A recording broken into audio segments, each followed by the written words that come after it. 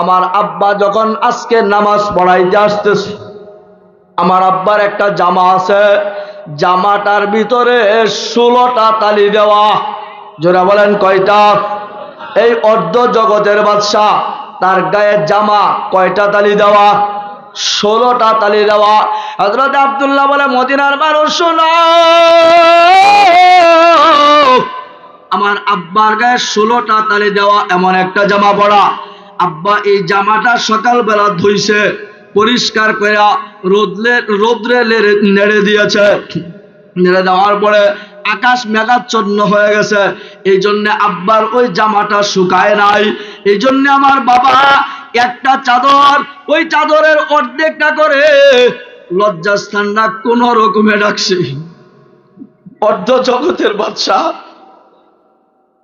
মসজিদে নববীর ইমাম, নবীজির মেম্বর থেকে রওজাটা তো স্পষ্ট দেখা যায়। রওজা আর মেম্বার দূরত্ব কিন্তু খুব বেশি না।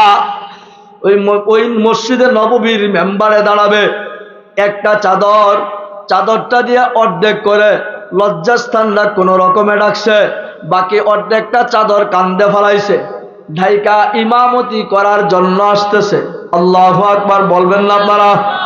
আরেকটু জবানটা খুলে বলেন আল্লাহু আকবার। ওমর তো অর্ধ জগতের প্রধানমন্ত্রী ছিল, অর্ধ জগতের বাদশা ছিল। কথাগণ ঠিক কিনা? উনি চাইলে তো স্বর্ণ দিয়া জামা বানাইতে পারতেন, পরার সুযোগও ছিল। কথাগণ, ছোট্ট একটা বাংলাদেশের প্রধানমন্ত্রী হইয়া 832 ভরি স্বর্ণ ব্যাংকের লকারে পাওয়া যায়। কথা বলেন, বাস্তব বলতেছি না অবাস্তব? এই যেই টাকার স্বর্ণ, ওই টাকা দিয়ে মোটামুটি দেশের বহু মানুষ চলার ব্যবস্থা করা যায়। যারা বলেন যায় কি যায় না? আর হযরত ওমর অর্ধ জগতের বাদশা, ওই ওমরও ডাক দিয়ে বলে, আমার কাছে তালি দিয়া জামা পরা পছন্দ লাগে গো। এই জন্যই তো দেখা গেছে, ইতিহাস প্রমাণ করে। ছোট্ট একটা কথা মনে পড়ছে, বেশি কষ্ট হবে আপনাদের। হযরত ওমর একদিন মসজিদে নববীতে জুমা পড়ানোর জন্য বের হয়েছেন। মসজিদে নববী চিনেননি? যেই মসজিদটা নবীজি বানাইছেন, যেই মসজিদের ইমাম ছিলেন আমার আপনার নবী। সুবহানাল্লাহ, জোরে কন। হযরত ওমর বের হয়েছেন, জুমার নামাজের ইমামতি করবেন। বের হয়েছেন, বের হইয়া মসজিদে নববীর মেম্বারে দাঁড়াইছে। দাঁড়াইয়া খুতবা দেওয়া শুরু করছে।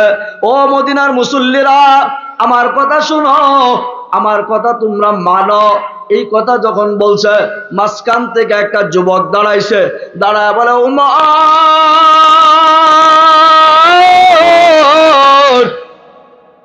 আপনার কথা শুনবো না, আপনার কথা মানবো না। কেন রে যুবক, আমার কথা শুনবি না কেন, আমার কথা মানবি না কেন? তো কারণ আছে। বলস না কারণটা কি?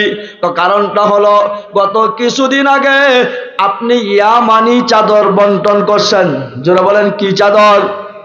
আমাদের সবাইকে দিছেন একটা করে চাদর, আপনার গায়ে 2টা চাদর দেখা যায়।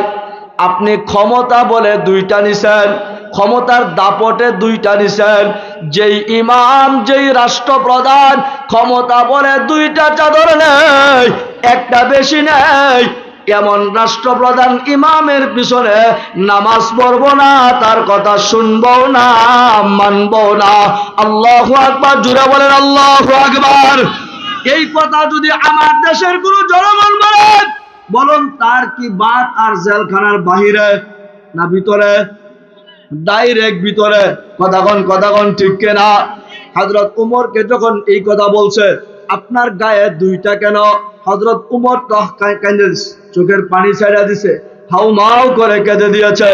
মদিনার মসজিদে নববীর ইমাম কেঁদে দিয়ে ডাক দিয়া বলে, এই আমার ছেলে আব্দুল্লাহ, হ্যাঁ আব্বাই কে হাবিব, আমি আসি বাবা, আমার পক্ষ থেকে তুমি জবাব দিয়া দাও। হযরত ওমরের ছেলে হযরত আব্দুল্লাহ রাদিয়াল্লাহু তাআলা আনহু, উনি জবাব দেয়, ও মদিনার মুসল্লিরা রে, আমার আব্বাকে তোমরা জালেম মনে কইরো না। আমার আব্বা তোমাদের সাথে জুলুম করে নাই। আমার আব্বা চাদর 2টা নিছে, বিষয়টা এমন না। তো ঘটনাটা কি? তো ঘটনাটা শোনো। আমার আব্বা যখন আজকে নামাজ পড়াইতে আসতেছে, আমার আব্বার একটা জামা আছে, জামাটার ভিতরে 16টা তালি দেওয়া। জোরা বলেন কয়টা? এই অর্ধ জগতের বাদশা, তার গায়ের জামা কয়টা তালি দেওয়া? 16টা তালি দেওয়া। হযরত আব্দুল্লাহ বলে, মদিনার মানুষ শোনো, আমার আব্বার গায়ে 16টা তালি দেওয়া এমন একটা জামা পরা। আব্বা এই জামাটা সকালবেলা ধুইছে, পরিষ্কার করে রোদ্রে নেড়ে দিয়েছে। নেড়ে দেওয়ার পরে আকাশ মেঘাচ্ছন্ন হয়ে গেছে, এই জন্য আব্বার ওই জামাটা শুকায় নাই।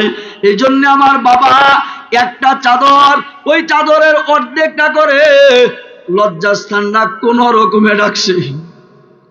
অর্ধ জগতের বাদশা,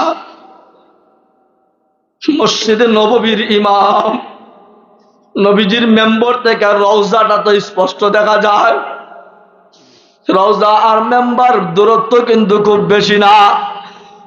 ওই মসজিদে নববীর মেম্বারে দাঁড়াবে, একটা চাদর, চাদরটা দিয়ে অর্ধেক করে লজ্জাস্থানটা কোন রকমে ডাকছে, বাকি অর্ধেকটা চাদর কান্দে ফেলাইছে, ঢাইকা ইমামতি করার জন্য আসতেছে। আল্লাহু আকবার বলবেন না আপনারা? আরেকটু জবানটা খুলে বলেন আল্লাহু আকবার। হযরত ওমরের ছেলে আব্দুল্লাহ বলে, ও মদিনার মানুষ শোনো, আমি যখন দেখেছি আমার আব্বা মদিনার মসজিদে নামাজ পড়াবে, এক চাদরের অর্ধেক দিয়া লজ্জাস্থান ডাকছে আর অর্ধেকটা গায়ে দিছে, এটা আমার কাছে সন্তান হিসাবে খারাপ লাগছে, সহ্য করতে পারি নাই। এই জন্য আমি আমার আব্বাকে ডাক দেয়া বলেছি, আব্বু, মদিনার মসজিদে নামাজ পড়াবে, নবীজি যেই জায়গায় দাঁড়ায় খুতবা দিত ওই জায়গায় দাঁড়ায় খুতবা দিবে। আপনি অর্ধ জাহানের বাদশাহ, আপনি এইভাবে গেলে আমার লজ্জা লাগে। আমি জানি আপনার আর কোনো কাপড়ও নাই, তবে আপনি আমাকে যে আমানি একটা চাদর দিয়েছেন, আমি যে একটা চাদর পেয়েছি সন্তান হিসাবে, আমি আমার চাদরটা আমার বাবাকে দান করে দিলাম। আল্লাহু আকবার জোরে বলেন। আব্দুল্লাহ বলে, ও মদিনার মানুষ শুনো, আমার আব্বা জুলুম করে নাই, আমার আব্বা কখনো জুলুম করে না। ক্ষমতা বলে দুইটা চাদর নেয় নাই, আমার চাদরটা আমার বাবাকে দান করেছে, হাদিয়া দিয়ে দিয়েছি। সুবহানাল্লাহ জোরে বলেন সুবহানাল্লাহ।